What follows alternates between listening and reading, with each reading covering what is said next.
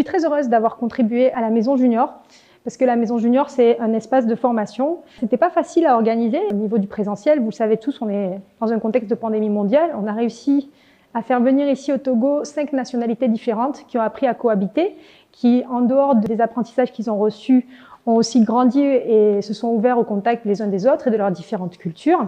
C'était donc un geste de formation, parce que vous n'êtes pas sans savoir que sur le continent, de manière générale, à part quelques exceptions, on manque de formation dans les métiers de l'audiovisuel, on manque de formation dans les métiers du cinéma, dans les métiers de l'écriture, et on manque de formation aussi dans les métiers qui touchent la jeunesse. Et la Maison Junior, ça a permis de former 10 scénaristes, l'objectif que nous étions fixés, qui ont concrètement produit des scénarios qui vont être réalisés, qui vont eux aussi pouvoir à leur tour éventuellement échanger, éventuellement former d'autres personnes.